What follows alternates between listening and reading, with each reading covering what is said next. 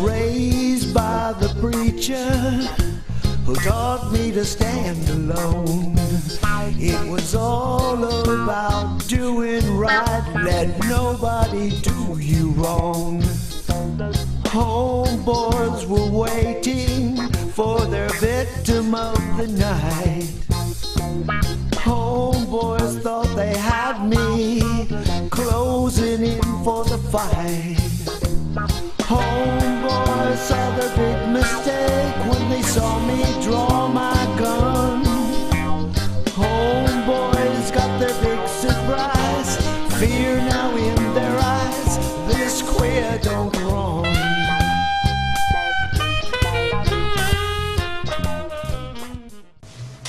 I'm Conan Dunham, gay songwriter and recording artist, and that was my latest single, This Queer Don't Run. Well, if you watch all the headlines in the news, you realize there is a sexual revolution has been going on for quite a while. You can see it by the parades and the television shows. But what a lot of the younger people these days don't realize, as there was a time when just being a homosexual in this country and most country was a crime. The revolution here, the beginning of it, or the pioneers, if I may say, was the Black Cat Bar in San Francisco. They were one of the very first pioneers of this revolution. The Black Cat Bar was opened in 1930 in San Francisco, and from 1936 until 1951, the bar was in a constant struggle with the state of California and the city and county of San Francisco just to remain open because of its homosexual clientele. This was a very long struggle. But in 1951, the Supreme Court of California ruled that the mere congregation of homosexuals at a bar was not sufficient grounds for suspending the bar's liquor license. Well, I believe that was one of the first of the pioneers, that club. But in 1950, the Mattachine Society became the first gay organization in the United States. And it was founded by 5 friends in Los Angeles after 2 years of struggling and planning.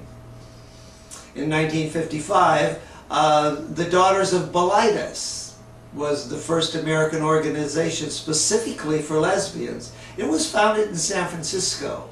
I call these people the homosexual pioneers in our country. They were the ones who stuck their necks out and who fought hard. And when it was very unpopular to do what they were doing, they paid very dearly for it in terms of censorship and going to jail and being beaten up and ostracized and in their employment. But these were the people who laid the foundation for us in this revolution. I came along in 1969 as a young musician trying to stay on top of music, and at the time I was deeply in the closet and I was playing whatever I had to play to get a gig. And I managed to keep on top of it to a certain degree, and eventually in the mid-70s I went on the road with the band that I had, and after 3 years out there in Canada and the Midwest United States, it was about 1977, and that was when Anita Bryant came out. Anita Bryant was a very hateful woman who at one time was a star. She was a Miss Oklahoma beauty pageant winner, and she had 3 or 4 top 10 hits. But now that she was over the hill, she was doing ads for the Florida orange juice industry. And so we became her targets. And the next thing I knew was I was seeing ads wherever I was, orange juice commercials by Anita Bryant, and at the same time the headlines in all the papers was her stiff opposition to homosexuality. And then this had brought her out as our #1 enemy because she was spreading this all over this country. At the time I was finishing my 3rd tour in the Midwest and trying to decide what I was going to do when we got off the road and returned back to Sacramento, California, where we were based at the time. Our last Sunday on that road trip was in Cody, Wyoming. And before we left to drive home, we went to a drive-in movie, and we were talking about what we were all going to do when we got back to California. After 3 years on the road, you know, it gets old. And I decided it was about time that I got involved in this and stepped out of my closet. So while we were there, I wrote a song called Tell Old Anita, which was kind of a protest song and a direct open letter, a song, whatever, to her personally. And when we got back to Sacramento, I had a lot of other songs that I'd been writing while on that road trip, so I decided the first step was to record an album, and it was going to be a gay-themed album. Now that was a difficult task because it wasn't easy getting musicians that wanted to play with a homosexual, nor being on an album that had a theme of homosexuals. So it was quite a challenge, but I managed to get the songs recorded. My last major musical task after I got settled in San Francisco was to record the title track, Tell Old Anita. That's when I ran into John Simonson, who would be the bass player, and Fritz Telly, who was also playing guitar with me in a working band there in San Francisco, and John Fisher, who was an excellent drummer. And so we went into a basement studio in South of Market and recorded Tell Old Anita. After that, I was packaging and finding friends who would help me in distribution. Now remember, that was in 78. 78, we didn't have the internet. It was hard enough to find a book that would give me addresses on gay radio stations in the United States and the rest of the world. But after I did, then I managed to spend another month and a half, 2 months, packaging this album, and one album at a time mailing it to all these different gay-friendly or gay programs on radio and in television around the world and the United States. At the same time, I was getting involved in things in San Francisco, and many doors seemed to be opening very quickly. One of the first things that happened, I think, was a television producer named Steve Matthews approached me and asked me if I would like to host a new gay television show he was going to produce for Channel 26 UHF in San Francisco. He said this will be the very first gay television show on broadcast television. The few shows that were on around the United States were all cable. And he said I would be the host of this show. In return, Channel 26 would promote the new album, Tell Old Anita. Well, that was pretty exciting for me, and it was another brand new opportunity. And little did I know, one of my most important interviews there would be with Harry Britt, the supervisor who replaced Harvey Milk when he was assassinated, and Harry Britt had been appointed the new supervisor. It was a tumultuous time in those days because I was in the middle of all that when his killer, Dan White, really got off scot-free with a verdict of voluntary manslaughter. And it wasn't but almost immediately there was a large gathering in front of City Hall and a large riot which would become known as the White Night Riots. Now I live 4 blocks away on Ellis Street from City Hall, so I was there from the very beginning of the protest, and then it turned into a riot where they were burning police cars, and it was just total mobs. And I retreated back up to my house because they began looting, and it was going all around the city. It was moving up Polk Street and Larkin Street. Well, I lived on Ellis between those 2 streets. And there have been street people got involved with this, and what was going on was they were trashing cars, breaking windows, and looting all the small stores. And when they come down our street, I told the manager of our apartment, I'm not going to let them come down here and burn my car. So we end up out there with our guns, literally, because the police were nowhere around. They had set up a perimeter around City Hall, and they weren't moving. So these looters were on their own. Well, when they started coming down our streets, they realized we weren't cops, and we meant what we said. And I remember one drag queen turned around and said, "All right, honey, that's all right, baby, we leave you alone. Here," and it gave me a big, or tried to give me a big quart of whiskey they just got out of a liquor store at the corner. But that was an unusual time. I want to back up here for just a moment and give some credit to one of the pioneers of the San Francisco gay movement, particularly the Pride Parade. It began in 1975, and I was still living in Sacramento and going on and off the road. I had received a call from the Reverend Ray Brochures. Now, he was a leading gay activist in San Francisco. He was a co-founder of the very first Gay Pride Parade or Pride event, and that was in 1969, right after the Stonewall riots in New York City. Reverend Brochures was asking if I would be willing to bring my band to play at the Gay Pride weekend celebration. Well, that was my first introduction to a Gay Pride event of anything in that magnitude. And he wanted us to perform at one of San Francisco's leading concert arenas at the time, which is California Hall on Polk Street. Well, I was pretty excited about that, and I had never seen anything quite like it. But Reverend Brochures would bring us back many, many times again to perform at different campaigns. One was for the soon-to-be Supervisor Harvey Milk, and other gay events for homelessness and feeding the poor. Ray reached out to every part of society, gay and straight. And I'm very grateful to Reverend Brochures. I'm very grateful. In the fall of 1979, I received a call from the organizers of the March on Washington, D.C.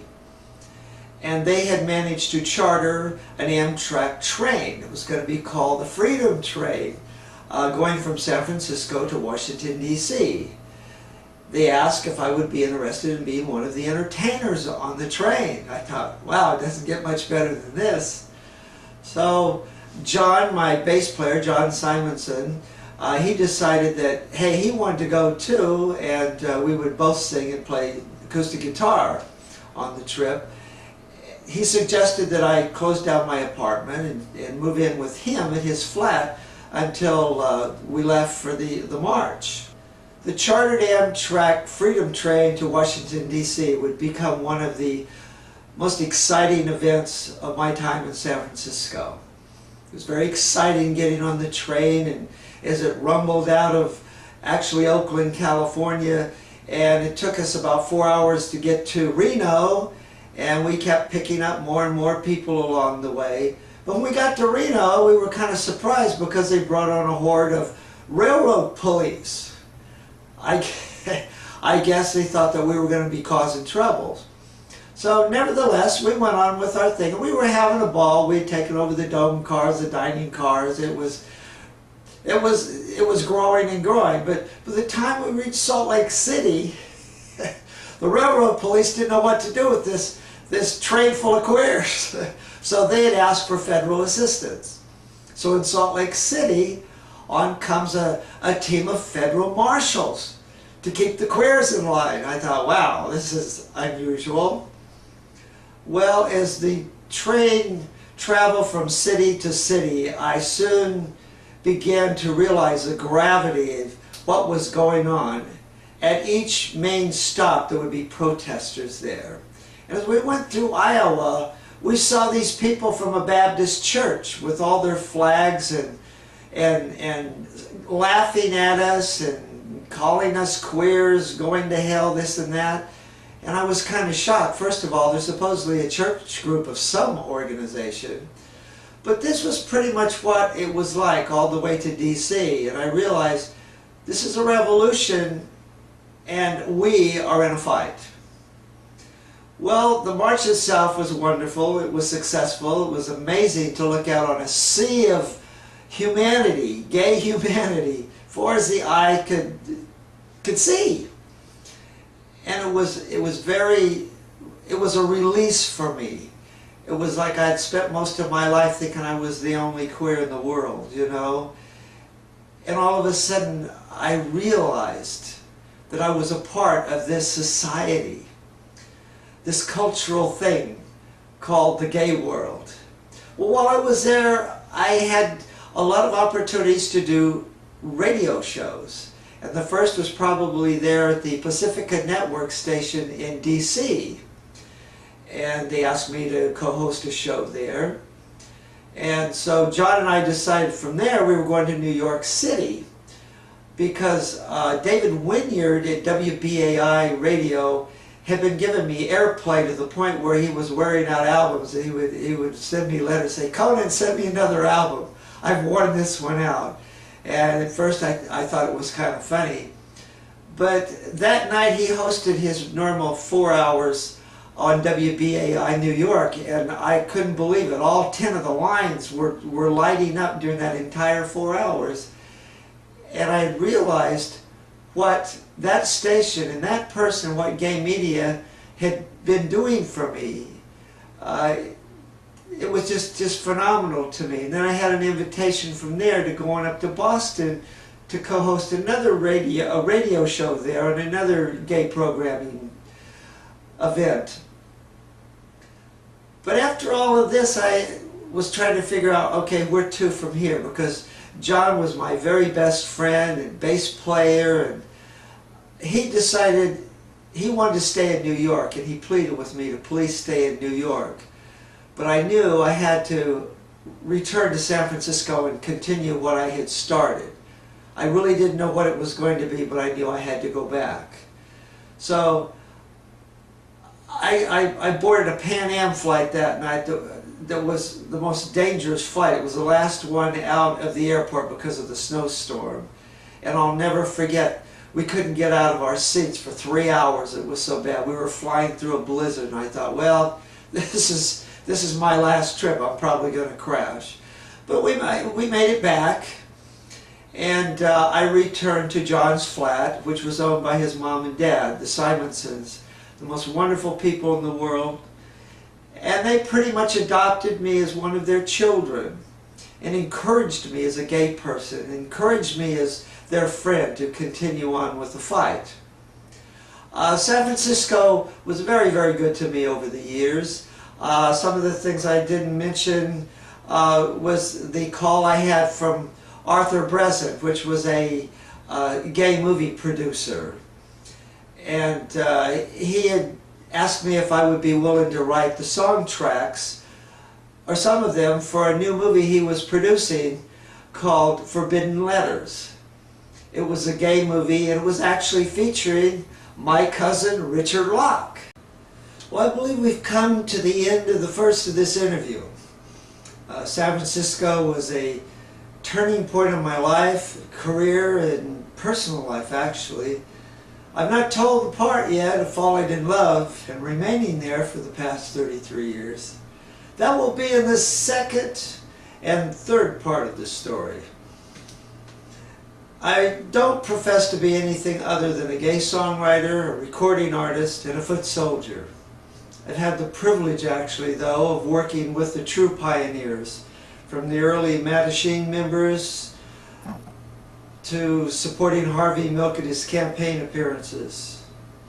Harvey was a true pioneer, and he paid with his own life that we would understand the cost of freedom. Reverend Ray Brochures was another who fought in the streets for what he believed and those he believed in. The Reverend Troy Perry, who founded the Metropolitan Community Church, is another pioneer. I was privileged to be one of the early members of that church in 1972, when the police would come in and harass us inside the church. give us tickets outside the church.